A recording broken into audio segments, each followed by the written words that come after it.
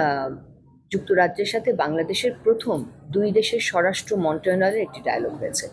আমাদের বর্তমানে যুক্তরাজ্যের সাথে 2018-তে যখন আমি এখানে রাষ্ট্রদূত হিসেবে জয়েন করি তখন শুধু একটি ডায়ালগ ছিল, সেটি ছিল স্ট্র্যাটেজিক ডায়ালগ। পরবর্তীতে আমার অনুরোধে যুক্তরাজ্যের সাথে আমাদের ট্রেড মিনিস্ট্রিকে আমরা অনুরোধ করি, ট্রেড মিনিস্ট্রির সাথে আমাদের কমার্স মিনিস্ট্রি একটি ট্রেড ডায়ালগ শুরু হয়, যেটি দুটি হয়ে গেছে অলরেডি। পরবর্তীতে আমি আরও অনুরোধ করি যে ডিফেন্সের সাথে ওদের এমওডির সাথে আমাদের এফডির একটি ডিফেন্স ডায়ালগ শুরু হতে পারে, সেখানেও একটি ডায়ালগ আমরা তৈরি করেছি, ওটারও দুটি হয়ে গেছে। এখন তৃতীয় যেটি আমরা গত 2 বছর ধরে চেষ্টা করছিলাম যে আমাদের স্বরাষ্ট্র মন্ত্রণালয় এবং যুক্তরাজ্যের স্বরাষ্ট্র মন্ত্রণালয়ের সাথে একটি ডায়ালগ হওয়া দরকার, কারণ অনেক ইস্যুজ আছে যেগুলো আমরা কমিউনিকেট করতে পারছি না, তথ্যের আদান প্রদান হচ্ছে না। এখানে অনেক ক্রিমিনালও আছে এই দেশে যারা আমাদের দেশ থেকে পালিয়ে আসে, মিউচুয়াল লিগাল অ্যাসিস্ট্যান্স চাই, আমরা এক্সট্রাডিশন চাই, এই আলোচনাগুলোও হয় না। তো সেই কনটেক্সটে আমাদের প্রথম হোম অফিস দুই স্বরাষ্ট্র মন্ত্রণালয়ের যে ডায়ালগটি, সেটার নাম হচ্ছে, সেটা একটি জয়েন্ট ওয়ার্কিং গ্রুপ আমরা তৈরি করেছি। সো গতকাল 16ই মে প্রথম Bangladesh UK joint working group on home affairs এই মিটিংটি লন্ডনে অনুষ্ঠিত হয়েছে। এবং এই মিটিংটির প্রথম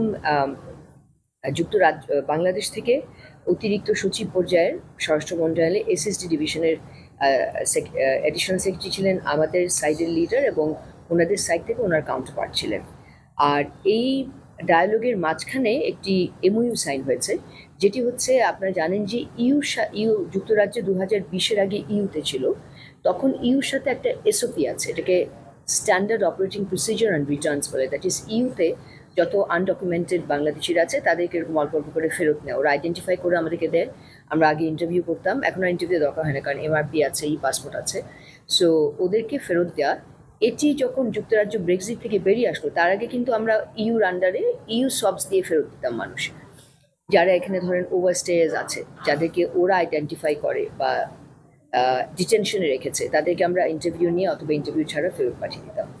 সেটি যুক্তরাজ্য যখন ব্রেক্সিটে চলে গেল, ইউ থেকে বেরিয়ে আসলো, তারপর থেকেই আলোচনাটা চলছে যে আমাদের নতুন করে একটা ইউকে বাংলাদেশ সবস সাইন করা উচিত, কারণ আগে তো ওরা ইউর আন্ডারে ছিল।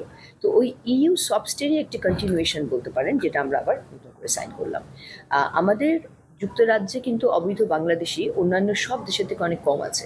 দ্যাট ইজ প্রথম 10টি দেশের মধ্যে যে সবচেয়ে বেশি অবৈধ অভিবাসী রয়েছে, সেই 10টি দেশের মধ্যে কিন্তু বাংলাদেশ নেই।